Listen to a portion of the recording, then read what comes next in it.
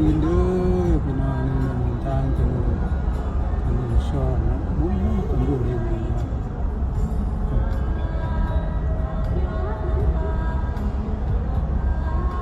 ฟูมูลนะพี่น้อง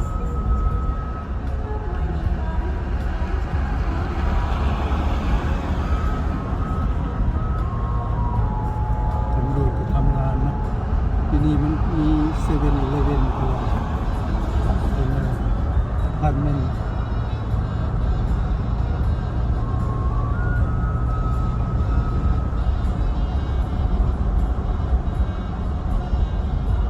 เป็นกลางคืนขับรถก็ง่ายอยู่พี่น้องอยู่อเมริกา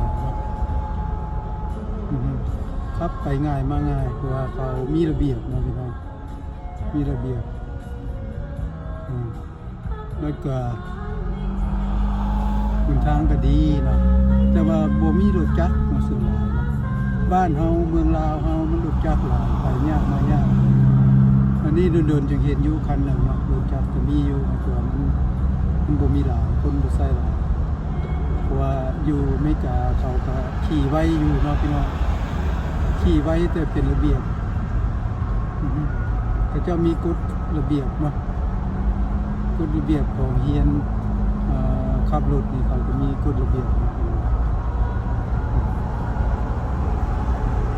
กฎระเบียบ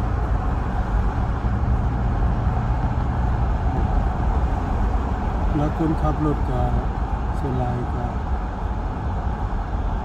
ขับง่ายเนาะคนมาแต่เมืองลาวมาแต่สายเคยขับรถเขามาขับอยู่อเมริกานี่ขับได้ง่ายๆสบายทางเขามันมีทางกว้างไปมาง่ายเนาะเขามีระเบียบเนาะถ้าว่าเขาขับรถที่นี่เมื่อขับอยู่เมืองลาวมันก็ขับบ่ได้เนาะขับยากเลยซะมันรถหลายรถจักรหลายรถจักรรถถีบหลายเนาะแล้วทางก็บ่ใหญ่อันนี้เมนสตรีทอยู่เมืองแต่ว่ามันมี3เลนเนาะแล้วก็บ่มีรถน้ำจอดน้ำแคบทางแคบอย่างมีรถจอด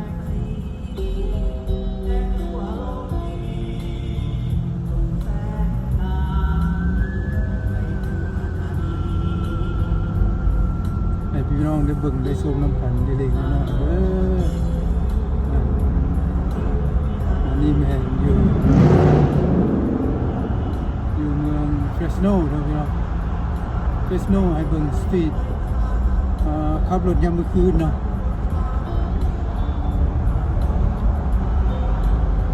ขับรถยามมื้อคืน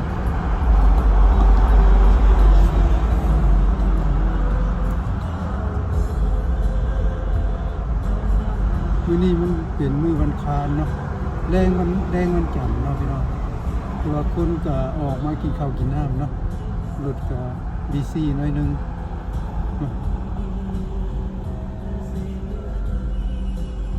มันก็รถหลายอยู่เนาะ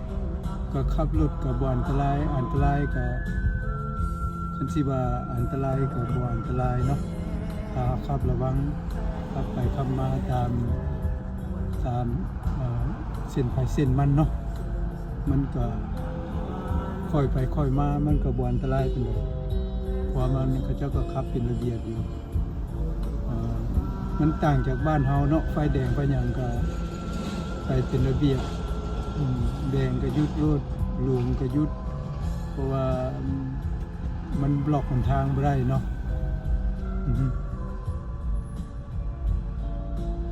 ขอบใจหลายๆเด้อพี่น้องเข้ามาเบิ่งชมในคลิปนี้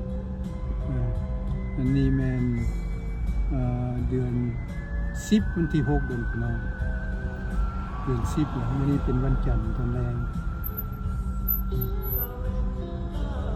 เสียหน่อยก็เบิดปีเดือน10 11 12แล้วนะพี่น้อง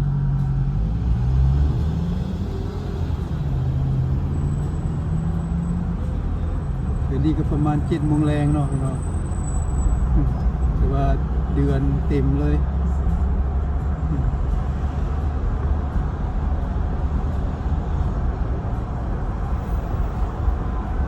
อันนี้แม่นขับรถกลางคืนอยู่ถนน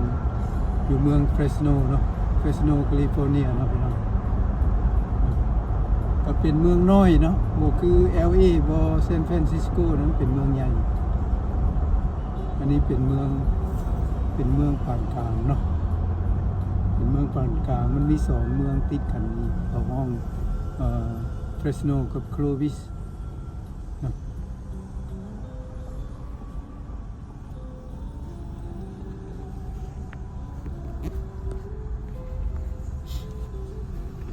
ให้พี่น้องได้เบิ่งพอประมาณเนาะ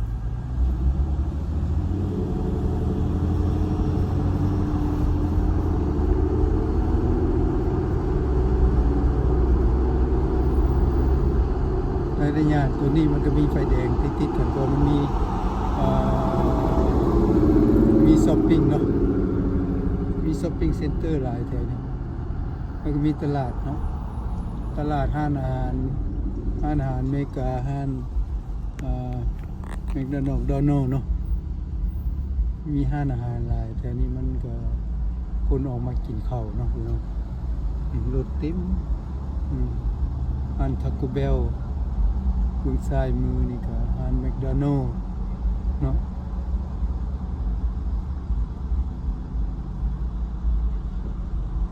ขี่มาแถวนี้หอมอาหารนะ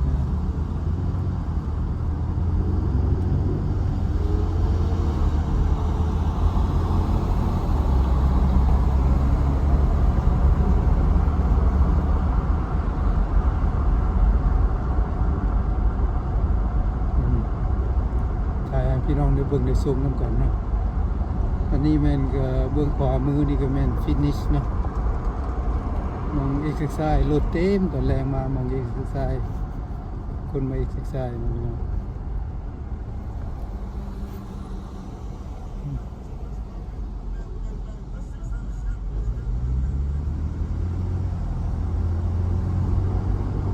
นี่ก็ KFC เบื้องขวามือนี่พี่น้องมีแต่ตลาดมีแต่ห้างอาหารเนาะห้างอาหารฟาสต์ฟู้ดของอเมริกาเนี่ยมานี่ก็แม่นโซกับโคลวิสเนาะโซกับโคลวิสนี่มันก็มีปั๊มน้ำมันแล้วก็มีแบงค์เนาะ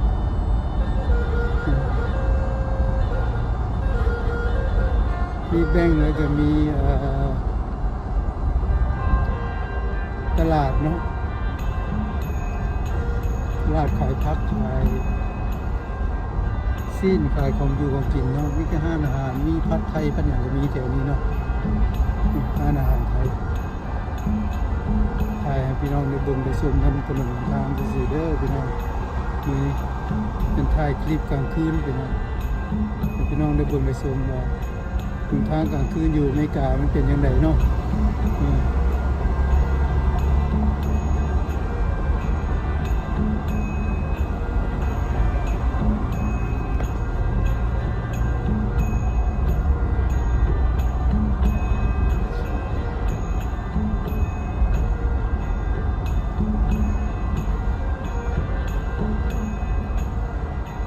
อันนี้ก็อยู่เบื้องซ้ายมือนี่มันก็แม่นตลาดขายเครื่องเฮ็ดเฮือนเนาะเครื่องแปลงเฮือนเป็นท่อน้ำท่อในเป็นเครื่องอิเล็กทรอนิกส์เป็นอย่างก็มีกันเนาะสายฟืนสายไฟอะไรมีครบเครื่องอุปกรณ์แปลงเฮือนเนาะแล้วอยู่เบื้องขวามือนี่มันก็มีช้อปปิ้งเนาะมีตลาดแล้วก็มีห้างอาหารห้างพิซซ่าเนาะก็เทเบิลเนาะห้างพิซซ่าแล้วก็มี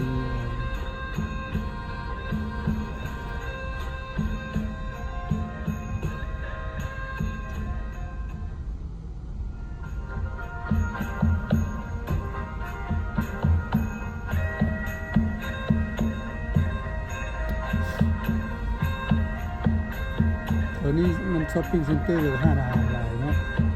เบื้องซ้ายเบื้องขวามันจึงมีรถติดนะพอคนก็เข้าออกแล้วบางคนก็ขี่รถไปเอาเรื่องเอาบางคนก็เข้าไปกินอยู่ในเนาะมีหลาย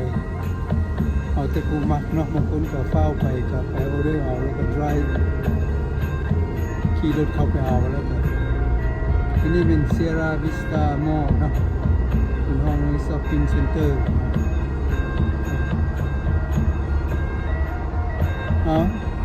อันนี้ออกไปนี่มันก็จะออกไปทางนอกแล้วเนาะพี่น้องมันเป็นออกจากนอกแถวช้อปปิ้งเซ็นเตอร์มันก็จะไปเข้าแถวเพื่อนของเพื่อนคนไปซะเนาะก็มีตลาดเล็กน้อยในแคมป์ทางแล้วก็เข้าไปเพื่อนคนเนาะเนี่ยที่ปิดคลิปไว้ตัวนี้เด้อพี่น้องขอบอกขอบใจละลายมาเบิ่งมาชมมื้อนี้แม่นยามถ่ายกลางคืนเดือนเต็มดวงเนาะพี่น้องเนาะถ่ายให้เบิ่งเนาะเอาคลิปใหม่เจอกันใหม่เนาะคลิปหน้าเจอกันใหม่เนาะพี่น้องขอบอกขอบใจละลายอยู่ดีมีแฮงบ๊ายบาย